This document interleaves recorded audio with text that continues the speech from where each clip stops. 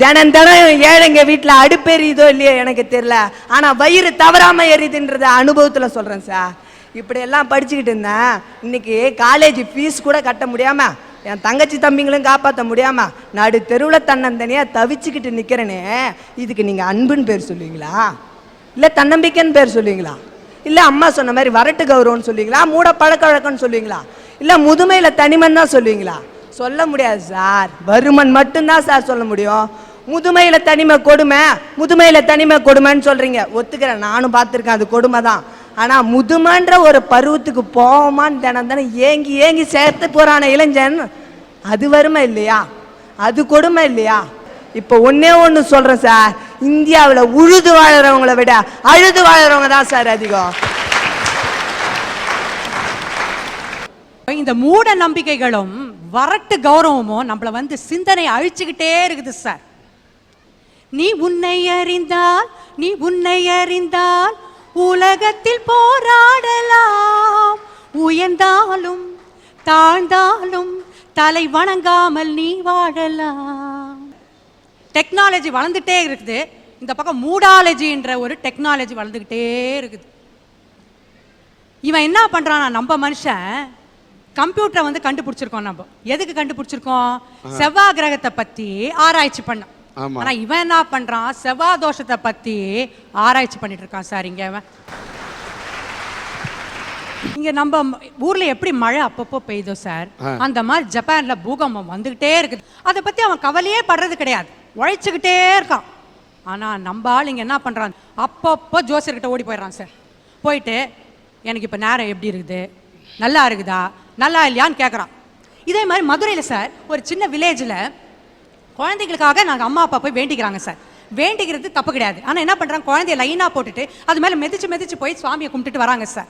நான் கேட்குறேன், அந்த குழந்தைய மிதிச்சுட்டு போயிட்டு வரீங்களே, குழந்தை நல்லா இருக்கணும் தானே உள்ளே போகிறீங்க, வர்றப்போ பார்க்குறீங்க அந்த குழந்தை தாங்குமா, அந்த பிஞ்சு குழந்தை இவங்க வெயிட்டை தாங்குமா சார்? இது மூட நம்பிக்கை இல்லைங்களா சார்? அப்புறம் தேங்காய் அழுவி போச்சுன்னா, பால் திரிஞ்சு போச்சுன்னா சகுனம் சரியில்லை, ராசி சரியில்லைன்றாங்க. நான் ஒன்று கேட்குறேன் சார், பால் திரிஞ்சு போச்சுன்னா யார் தப்பு?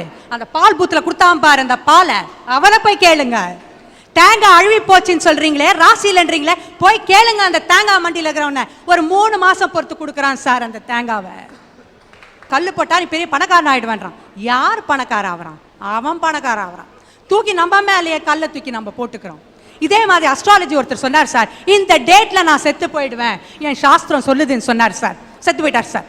ஆனா அவங்க போஸ்ட்மார்ட்டம் போலீஸ் எல்லாம் பண்ண பிறகு தெரிஞ்சுது அது வந்து சூசைடுன்னு. ஆனால் அவர் வாக்குமூலம் கொடுத்தாரு, நான் இயற்கையாக சாவேன்னு. சார் இது என்ன காட்டுது சார்? ஒரு வரட்டு கௌரவத்தை காட்டுது.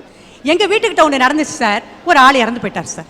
அவர் அந்த ஏரியாவுக்கு நல்லதெல்லாம் செஞ்சிருக்காரு. அவர் எந்த கட்சியிலும் இல்லை சார். அவருக்கு 2 பையன் தான் சார். 2 பையனும் வேறு வேறு கட்சியில் இருந்தாங்க. இவர் செத்து போயிட்டோன்னே ஃபர்ஸ்ட் இந்த பையன் வந்தான், கட்சி மாலை இவ்வளோ பெரிய ரோஜாப்பு மாலை சார், அதில் அந்த சின்னத்தை பதிச்சுக்கிட்டு டங்கு டக்கா டங்கு டக்கா டங்கு டக்கா டங் மியூசிக் கூட வந்தான் சார். போட்டான் மாலையை போட்டுட்டு வந்துட்டான் சார். அவன் தம்பி போனான் சார், உடனே பெரிய மாலை எடுத்து அவன் கட்சி சின்னத்தை பண்ண அடிங்கு டக்கா அப்படின்னு அவர் போய் மாலையை போட்டான் சார். இவன் அந்த மாலையை எடுக்கிறது, அவன் அந்த மாலையை எடுக்கிறது, இவன் அந்த மாலையை எடுக்கிறது, இப்படி எடுத்து கடைசியில் அந்த பணத்து மேலே ஒரு பூ கூட இல்லை சார். இந்த டெத்துல கூட சார் நம்ம வந்து இந்த வரட்டு கௌரவத்தை காட்டுறோம் சார். அதனால நான் என்ன சொல்றேன்னா, சிந்தனை இருக்கிற ஒருத்தனும் இந்த வரட்டு கௌரவத்தை நிச்சயமா ஒழிக்கலாம். இதே மாதிரி இந்த மூட நம்பிக்கையை ஒழிச்சு ஒரு நல்ல வாழ்க்கையை வாழலாம் சொல்றேன் சார். ஐயா, இந்த வறுமை, மூடப்பழக்கம், குரங்கு மனசு, இதையெல்லாம் மனுஷனா பார்த்து தவிர்க்கணும்னு நினைச்சா தவிர்த்துடலாங்க ஐயா. ஆனா மனுஷனால தவிர்க்கவும் முடியாம, அவனால தாங்கவும் முடியாம, அவனை 2 பக்கமாவும் வளைச்சி வெட்டுற ஒரு ஆயுதம் இருக்குது ஐயா. அதுதான் முதுமையில வர்ற தனிமை. சபாஷ். முதுமையில வரும் தனிமை என்றும் கைத்தட்டல் விழுகிறது, ஆனால் தட்டுவது யார் என்று பார்த்தால் இளமை. அதுதான் இனிமை. அம்மா தனிமை முதுமையில் மட்டுமல்ல, சில இளைஞர்களுக்கு இளமையிலேயே தனிமை இருக்கிறது என்பதற்காகத்தான் கைத்தட்டுகிறார்கள். இந்த சின்ன வயசுல பிள்ளைங்களுக்கு பெத்தவங்க ஒரு கதை சொல்லி தருவாங்க, அது நீதி கதை. ஆனா இந்த பிள்ளைங்க வளர்ந்து பெருசான உடனே அவங்க சொல்லி தராங்க பாருங்க சில கதைங்க. அவங்க பெத்தவங்களுக்கு என்னென்ன கதை சொல்றாங்க தெரியுமா? அது என்னென்ன கதை தெரியுமா? பொய் கதை, போலி கதை, புரட்டு கதை, சாக்கு போக்கு கதை. நம்ம கடையில் போய் ஒரு பழம் வாங்கினா கூட அதெல்லாம் முதிர்ஞ்சி கனிஞ்ச பழமாக இருந்தால் தான் பார்த்து வாங்குறோம். நமக்கு மாங்காயாக சாப்பிட பிடிக்குதா? இல்லை. ஆனால் பழுத்த பழமாக இருந்தால் அது அவ்வளோ சுவையாக இருக்குது. வாழைக்காயை கடித்து சாப்பிடுவோமா? இல்லை. ஆனால் அது பழுத்துருச்சுன்னா, அந்த கனிஞ்சிடுச்சுன்னா அதோட சுவையே தனி. பல காயை நம்ம விரும்ப மாட்டோம். ஏன்? அது பழமான பார்த்தா அது வாசனை, அது இனிமை, அது சுவையே தனி. நல்லா முத்தின தேங்காவாக இருந்தால் தான் பூஜைக்கு கூட எடுத்துகிட்டு போவோம். அதே மாதிரி தாங்க ஐயா இந்த மனித இனத்துலையும் முதுமை தான் இனிமையானதே. ஆனால் அந்த நேரத்தில் வந்து சேர்ந்து பாருங்க இந்த தனிமைன்ற ஒரு கொடுமை. அது தாங்க ஐயா இருக்கிறதுலையே வேதனையான ஒரு மனுஷனை கொல்லக்கூடிய ஒரு ஆயுதம். ஐயா அன்புன்னு சொன்னால் எதை சொல்லுவோம்னா நம்ம தாயை தான் சொல்லுவோம். அன்புன்னு சொன்னால் தாய் தான். அறிவுன்னு சொன்னால் தந்தை தான். நல்ல வழி வேணும்னா ஆசிரியர் தான். ஒரு நீதி வேணும்னா நீதிபதி தான். ஒரு நல்ல பாட்டு வேணும்னா புலவன் தான். அந்த மாதிரி அனுபவம்னு சொன்னா எதுங்கய்யா? அனுபவம்னு சொன்னாலே நமக்கு உடனே ஞாபகம் வர்றது ஒரு முதுமை தான், ஒரு முதிய உருவம் தான். ஆனா இன்னைக்கு அந்த அனுபவம் உள்ள முதியவர்களோட நிலைமை என்ன தெரியுமா? தனிமைன்ற வேதனையை அனுபவிச்சுட்டு இருக்காங்கய்யா. தனிமையால வாடின்னு இருக்காங்க. அந்த மாதிரி தனிமையோட கொடுமையில கஷ்டப்படுற ஒரு அம்மா தான் மகனை பார்த்து கேக்குது. வயசான அம்மா கேக்குது தான் மகனை பார்த்து, மகனே உனக்கு நான் இருக்கிறதுக்கு என்னோட கருவறைய தந்தேன், ஆனா நான் இருக்கவும் வீட்டுல ஒரு இருட்டற கூட இல்லையா? அந்த அம்மா மட்டும் இல்லைங்க, அந்த மாதிரி இந்த உலகத்துல இந்த நாட்டில் ஆயிரக்கணக்கான அம்மாக்கள் இன்னைக்கு தனிமையில வேதனைப்பட்டு இருக்காங்கய்யா. முதுமைன்றதும் ஒரு 2வது குழந்தை பருவம் தான். அந்த சின்ன குழந்தைங்க எப்படி இந்த உலகத்தில் இருக்கிற எல்லாத்தையும் நம்ம வந்து பார்க்கணும், அனுபவிக்கணும், எல்லாத்தையும் கற்றுக்கணும், இந்த சொந்தக்காரவங்க எல்லாரும் தன்னை ஆதரிக்கணும் அப்படின்னு நினைக்கிறாங்களோ, அதே மாதிரி தான் இந்த வயசானவங்களும் திருவிழாவுக்கு போகணும், திருமணத்துக்கு போகணும், சொந்தக்காரவங்களை பார்க்கணும், எல்லாத்தையும் இருக்கிற காலத்தில் ஆண்டு அனுபவிக்கணும் அப்படின்னு நினைப்பாங்க ஐயா. ஆனால் வயசான காலத்தில் என்ன பண்ணுறோம் தெரியுமா? அவங்களுக்கு வலது கையாக இருக்க வேண்டிய நாம வெறும் மரக்குச்சி அவங்க கையில் கொடுத்துட்றோங்க ஐயா. சமீபத்தில் பத்திரிக்கையில் ஒரு செய்தி படித்தேன் நான். அதை படித்ததும் நான் அப்படியே ஆடி போயிட்டேங்க ஐயா. 56 வயசில் ஒரு அம்மா மதுரையில் தனியாக ஒரு வீட்டில் வாழறாங்க. அவங்க வீட்டுக்கு பக்கத்து தெருவிலே தான் அவங்க பையன் இருக்கான். அந்த பையன் அந்த அம்மாவை வந்து பார்க்கறதே இல்லைங்க ஐயா. அந்த அம்மா பையனை பிரிஞ்சு தனிமையில் வாடுறாங்க. பையனை பிரிஞ்சு தனிமையில் வாடுறாங்க. அப்போ என்ன பண்ணுறாங்க? தான் வீட்டுக்கு வெளியில் வந்து தான் மேலே மண்ணெண்ணெயை ஊற்றிக்கிட்டு கொளுத்திக்கிட்டாங்க ஐயா. மண்ணெண்ணெயை மேலே ஊற்றி கொளுத்திக்கிட்டா எவ்வளோ எரியும், எவ்வளோ வலிக்கும், எவ்வளோ சுடும், எவ்வளோ துடிக்கும் அப்படின்றது ஒரு 56 வயசு அம்மாவுக்கு தெரியுமா தெரியாதா? தெரிஞ்சும் அவங்க அந்த முடிவை எடுக்கிறாங்கன்னா அதை விட கொடுமையானது எதுங்கய்யா? இப்போ அந்த தனிமை தானே. இதுல இருந்து என்ன தெரியுது? மரணத்தை விட கொடுமையானது தனிமை தான் தெரியுதாங்க ஐயா. முதுமையில் தனிமை என்பதை அந்த அம்மா சொன்னாங்க. இந்த முதுமையிலே தனிமையில வாடக்கூடிய பெரியவர்கள் இந்த காலத்தில் இல்லை, அந்த காலத்தில் இருந்திருக்கிறாங்க. எந்த காலத்தில் இருப்பாங்க? என்ன காரணம் தெரியுமா? மனசாட்சி இல்லாமல் மனித நேயம் இல்லாத பிள்ளைகள் இருக்கின்ற வரை அதை போன்ற பெற்றோர்கள் முதியோர் இல்லத்துக்கு அனுப்பப்படுகிறார்கள். இதுதான் உண்மை. ஆனா ஒன்னே ஒண்ணு, பெற்றோர்களுக்கு ஒண்ணு மட்டும் சொல்றேன். வயசுக்கு வந்து கல்யாணம் ஆன உடனே பையனுடைய கவனம் ஒரு பெண்ணின் மீது திரும்பும். அவன் என்னைக்கு இருந்தாலும் தன் மனைவியை நேசிப்பான். தன்னோட பிள்ளை மகன் என்பவன் தனக்கு மட்டும்தான் முழுமையான சொந்தம் என்று எந்த தாயும் தந்தையும் நினைக்கிறதே தப்பு. தனக்கும் சொந்தம், அவனுடைய மனைவிக்கும் சொந்தம். முதல்ல இந்த குடும்பம், அதுக்கப்புறம் அவன் ஒரு குடும்பத்தை உருவாக்கணும். அவனுக்கும் பொண்டாட்டி புள்ள குட்டி சொந்தம் பந்தம் இருக்கும்.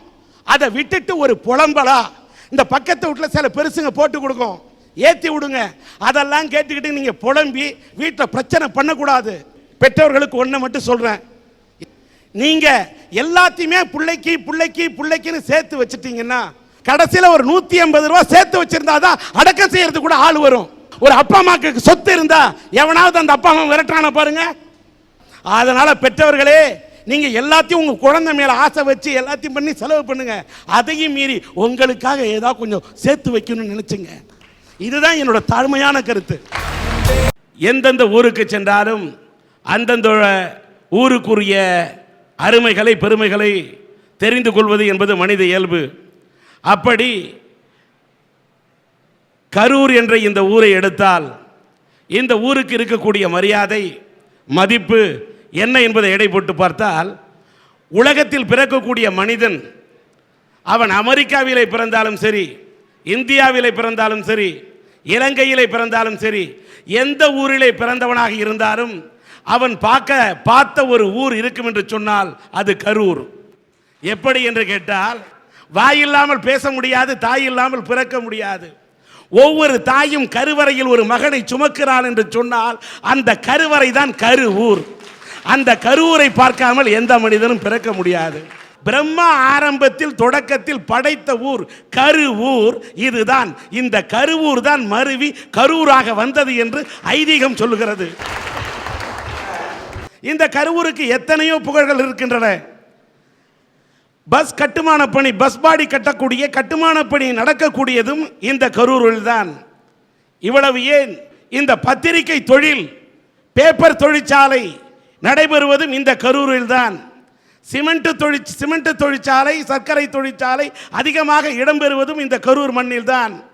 அது மட்டுமல்ல, அது ஹேண்ட்லூம் ஆனாலும் சரி, பவர்லூம் ஆனாலும் சரி, கைத்தறி, மின்தறி என்று துணி உற்பத்தியில் தனக்கென்று ஒரு தனி இடத்தை பெற்று வைத்திருக்கும் அரூர் இந்த கரூர் என்று சொன்னால் மிகையாகாது. அதிலும் குறிப்பாக கொசுக்கள் இங்கே இருக்கிறதோ இல்லையோ, எங்கே பார்த்தாலும் கொசுக்களை விரட்டக்கூடிய அந்த கொசு வலையை உற்பத்தி செய்து தரக்கூடிய திருவூரும் இந்த கருவூர் தான் என்று சொன்னால் மிகையாகாது. எல்லாவற்றுக்கும் முத்தாய்ப்பு வைத்தால் போல் 18 சித்தர்கள் என்று சொல்லக்கூடிய அந்த 18 சித்தர்களில் ஒருவரான கருவூர் சித்தர் வாழ்ந்த இந்த தலம்தான் இந்த கருவூர். இங்கே இருக்கக்கூடிய ஈஸ்வரன் கோயிலிலே அந்த சித்தருடைய ஜீவ சமாதி இங்கே இருக்கின்றது. அப்படிப்பட்ட அந்த கரூர் சித்தர் வாழ்ந்த இந்த பூமியிலே இந்த மண்ணை தொட்டு வணங்கிவிட்டு இந்த அரட்டை அரங்கத்தை தொடங்குகின்றேன். கரூரிலே ஒரு புதிய தலைப்பு, மனிதனுக்கு வாழ்க்கையிலே பிரச்சனை இல்லாமல் இருக்கிறதா என்று கேட்டால் இருக்கிறது. அர்ச்சனையை சந்திக்காதவன் ஆண்டவரும் இல்லை, பிரச்சனையை சந்திக்காதவன் மனிதனும் இல்லை. அப்படிப்பட்ட பிரச்சனை, யாரால் யாருக்கு பிரச்சனை?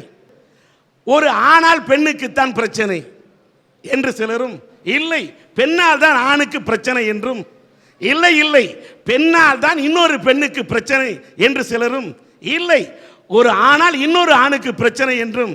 யாராலையும் யாருக்கும் பிரச்சனை இல்லை சார். அவங்களே அவங்களுடைய பிரச்சனை, அவங்களே அவங்களோட பிரச்சனையை தீர்த்துக்க முடியும் என்று சிலரும் இங்கே வாதாட இருக்கிறார்கள். வணக்கம் ஐயா. வணக்கம் ஐயா. இந்த உலகத்திலேயே மிகப்பெரிய சூத்திரதாரி யாருன்னு தெரியுங்களா? கடவுள் தான் சார்.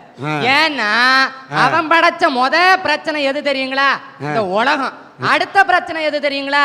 இந்த ஆம்பளையும் பொம்பளையும் படைச்சான் பாருங்க, அதுதான் பெரிய பிரச்சனையே சார். ஒருத்தனுக்கு எல்லா உணவு உடை எல்லாத்தையும் கொடுத்து கொண்டு போய் ஒரு தீவில் வச்சு பாருங்க, 10 நாள்ல அந்த வாழ்க்கை அவனுக்கு பைத்தியம் பிடிச்சி போயிடும்.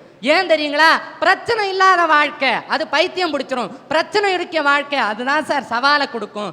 இதுல நான் உங்ககிட்ட என்ன தெரியுங்களா பிரச்சனை பண்ண வந்திருக்கிறேன்? இந்த ஆம்பளைங்க பொம்பளைங்களுக்கு கொடுக்கிற பிரச்சனை இருக்குது பாருங்க, அதுதான் பெரிய பிரச்சனைன்னு நான் ஒரு ஆம்பளையா இருந்து கத்தி கதற வந்திருக்கிறேன் சார். ஆம்பளை பண்ற பிரச்சனைக்கும் பொம்பளை பண்ற பிரச்சனைக்கும் இருக்கக்கூடிய வித்தியாசம்ங்கிறது, பொம்பளை பண்ற பிரச்சனைங்கிறது தங்க தாம்பளம் இருக்குது பாத்தீங்களா, அதுல உடற ஓட்ட மாதிரி உருக்கி பார்த்தா மீண்டும் தட்டை எப்படி பயன்படுத்தலாமோ அது மாதிரி பொம்பளைங்களோட பிரச்சனையை தீர்த்திடலாம். ஆனால் இந்த ஆம்பளைங்க செய்யற பிரச்சனை எப்படி தெரியுங்களா? மண்பானையில உழுந்த ஓட்ட மாதிரிங்க. பானை எப்படி ஓட்ட பெருசாகி உடஞ்சு போதோ, இந்த ஆம்பளைங்க பண்ற பிரச்சனையால பொம்பளைங்களோட வாழ்க்கை உடஞ்சு போகுது.